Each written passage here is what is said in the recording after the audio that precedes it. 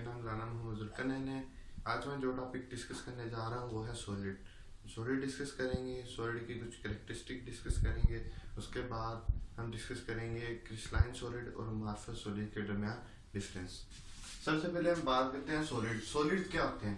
कहते हैं substance which are rigid. ये वो सब्सटेंस है जो कि रिजिड एंड हार्ड, यानी कि जो कि सख्त होती हैं, and have definite shape and volume, और इनका एक डेफिनेट शेप होती है और इनका एक डेफिनेट वॉल्यूम होता है, और कैन नॉट फ्लो, और ये फ्लो नहीं कर सकते। यानी कि सॉलिड वो चीजें होती हैं जो एक सख्त कॉम्पैक्ट मास होती हैं और उनका एक डेफिनेट शेप एंड वॉल्यूम होता है, यानी कि उनकी शेप चेंज नहीं हो सकती। एक दफा जो शेप है वो शेप है। तो और डेफिनेट वॉल्यूम, और उनका एक डेफिनेट वॉल्यूम होता है। तो एंड कैन नॉट फ्लो, और वो फ्लो नहीं कर सकते।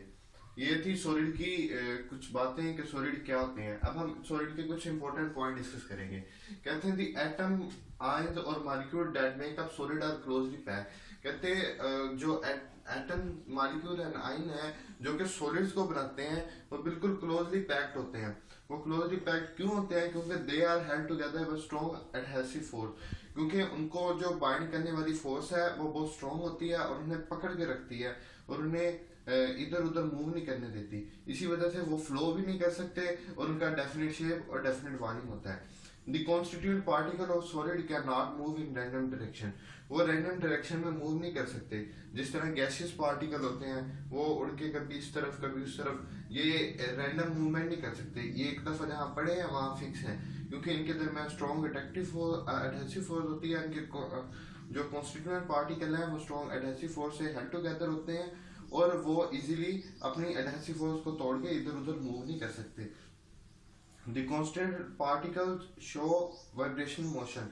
वो सिर्फ ये जो सॉलिड कॉन्स्टिट्यूएंट पार्टिकल्स हैं वो रैंडम डायरेक्शन में मूव नहीं कर सकते, इसलिए ये सिर्फ वाइब्रेशनल मोशन शो करते हैं, यानी कि आहिस्ता आहिस्ता अपनी पोजीशन पे रह के आहिस्ता आहिस्ता वाइब्रेशन शो करते हैं।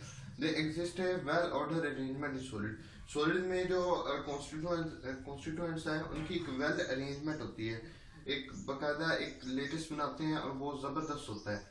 ये थी सॉलिड के कुछ इंपॉर्टेंट पॉइंट्स। अब हम डिस्कस करते हैं क्रिस्टलाइन सॉलिड और अमॉर्फस सॉलिड के दरमियान डिफरेंस। अब ये सॉलिड्स की दो प्रॉपर्टीज है, टाइप्स हैं, क्रिस्टलाइन सॉलिड और अमॉर्फस सॉलिड। अब हम इन्हें डिस्कस करेंगे कि क्रिस्टलाइन सॉलिड क्या होते हैं, अमॉर्फस सॉलिड क्या होते हैं। सबसे पहला पॉइंट हम डिस्कस करते हैं इसका, the constituent particles are arranged in three dimensional pattern। यानी कि जो हमारे पास क्रिस्टलाइन सॉलिड है उनके जो कॉन्स्टिट्यूएंट्स हैं, यानी कि जिनसे वो मिलके बने होते हैं, एटम, मॉलिक्यूल और आयन, वो सारे थ्री डायमेंशनल पैटर्न से अरेंज होते हैं, इसलिए हम उसे क्रिस्टलाइन सॉलिड कहते हैं।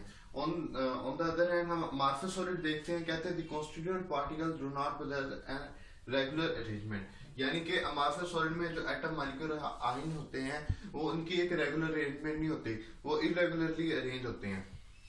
अब हम इसका सेकंड पॉइंट डिस्कस करते हैं। कहते हैं कि crystalline solid have sharp melting point. जाहिर बात है क्रिस्टलाइन सॉलिड में जो कॉन्स्टिट्यूएंट पार्टिकल्स हैं उनकी एक रेगुलर अरेंजमेंट होती है और वो डेफिनेट तरीके से अरेंज होते हैं, इसी वजह से उनका एक शार्प मेल्टिंग पॉइंट होता है। जबकि अमॉर्फस सॉलिड में पार्टिकल रेगुलरली अरेंज नहीं होते, इरेगुलरली होते हैं, इसलिए उन्हें तोड़ना ज्यादा होता है, इजी होता है, उनकी कोहेसिव फोर्सेस जल्दी टूट जाती हैं, जिसकी वजह से उनका शार्प मेल्टिंग पॉइंट नहीं होता। अब हम बात करते हैं क्रिस्टलाइन सॉलिड। क्रिस्टलाइन सॉलिड को हम ट्रू सॉलिड भी कहते हैं। On the other hand amorphous solid को हम सूडो सॉलिड कहते हैं। सूडो का मतलब होता है not true, and pseudo solids कहते हैं। उसके बाद सुपर कूल्ड लिक्विड कहते हैं। सुपर कूल्ड लिक्विड हम अमॉर्फस सॉलिड्स को क्यों कहते हैं? अमॉर्फस सॉलिड को हम सुपर कूल्ड लिक्विड इसलिए कहते हैं क्योंकि ये क्रिस्टलाइन सॉलिड और अमॉर्फस सॉलिड के दरमियान एक लिंक है। क्रिस्टलाइन सॉलिड जो है इसे हम अमॉर्फस सॉलिड में कन्वर्ट कर सकते हैं, और हम देखते हैं किस तरह कर सकते हैं।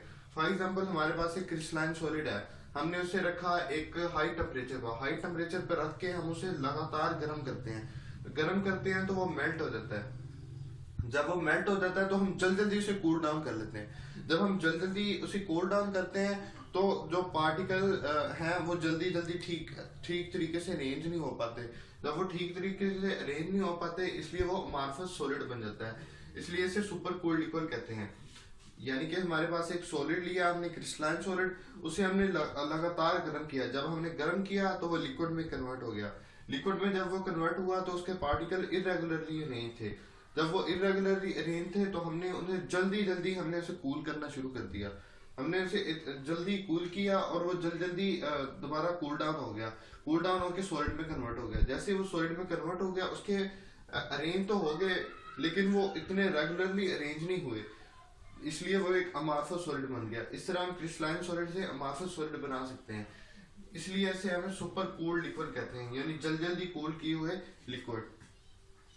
They have definite heat of fusion. जाहिर बात है क्रिस्टलाइन सॉलिड है, उनमें 3 डायमेंशनल पैटर्न है, उनके मॉलिक्यूल के दरमियान एक बहुत अच्छी अरेंजमेंट्स है और उनके दरमियान एक स्ट्रॉन्ग एडहेसिव फोर्सेस हैं। जब उनके दरमियान इतना सब कुछ है तो इसकी वजह से उनकी डेफिनेट हीट ऑफ फ्यूजन होगी। अमार्फस सॉलिड की बात करते हैं, कहते हैं दे डोंट, यानी कि अमार्फस सॉलिड में डेफिनेट हीट ऑफ फ्यूजन नहीं होती क्योंकि उनके पार्टिकल इरेगुलरली अरेंज होते हैं, उनका शार्प मेल्टिंग पॉइंट भी नहीं होता और वैसे भी उनके दरमियान कोहेसिव फोर्सेस इतनी स्ट्रॉन्ग नहीं होती। अब हम बात करते हैं क्रिस्टलाइन सॉलिड की एग्जांपल की। स्ट्रक्चर ऑफ NaCl, NaCl भी क्रिस्टलाइन सॉलिड की एक एग्जांपल है। शुगर की बात कर लें, शुगर भी क्रिस्टलाइन सॉलिड है। आइस की बात कर लें, आइस भी क्रिस्टलाइन सॉलिड है, टेट्राहेड्रल स्ट्रक्चर होता है इसका। डायमंड की बात कर ले, डायमंड भी क्रिस्टलाइन सॉलिड है, टेट्राहेड्रल स्ट्रक्चर होता है इसका। रबर की बात कर ले, एग्जाम्पल करें अमार्फस सॉलिड की। सबसे पहले रबर की बात करें, रबर में भी इरेगुलर पैटर्न होता है। प्लास्टिक की बात करें, प्लास्टिक भी इरेगुलरली पैटर्न होता है। ग्लास तो वैसे ही इरेगुलरली पैटर्न होता है। ग्लू की बात करें, ये भी इरेगुलर पैटर्न होता है। पेपर भी इरेगुलर होता है, इसलिए ये सारे अमार्फस सॉलिड होते हैं। अब हम बात करते हैं क्रिस्टलाइट्स क्या आते हैं। कहते हैं the smallest portion of amorphous solid which possess regular arrangement is called crystallite. For example हमारे पास एक अमार्फस सॉलिड पड़ा हुआ है। अब वो अमार्फस सॉलिड में सारे का सारा तो नहीं इरेगुलरली अरेंज होगा, उसमें कुछ स्मॉल पोर्शन ऐसे होंगे जिसमें वो जो बिल्कुल रेगुलरली अरेंज होंगे, उन्हें हम क्रिस्टलाइज कहते हैं। यानी हमारे पास एक अमार्फस सॉलिड पड़ा हुआ है, अब वो सारे का सारा मतलब हम उसे नहीं कह सकते कि वो इरेगुलरली अरेंज होगा, उसमें कुछ पॉइंट्स ऐसे होंगे जो कि बिल्कुल रेगुलरली अरेंज होंगे और वो पॉइंट्स जो बिल्कुल रेगुलरली अरेंज होंगे उन्हें हम क्रिस्टलाइज कहते हैं। ये था आज का हमारा टॉपिक। हमने सबसे पहले सॉलिड डिस्कस किया, उसके बाद हमने सॉलिड की कुछ प्रॉपर्टीज डिस्कस की, उसके बाद हमने सॉलिड की 2 टाइप्स डिस्कस की, क्रिस्टलाइन सॉलिड और अमार्फस सॉलिड। उन दोनों के दरमियान हमने देखा, कंपैरिजन किया उनके दरमियान। उसके बाद हमने उनकी एग्जांपल्स भी डिस्कस की, फिर हमने क्रिस्टलाइज डिस्कस किया। Thank you for watching my video. If you like my video, then don't forget to subscribe our channel. Thank you.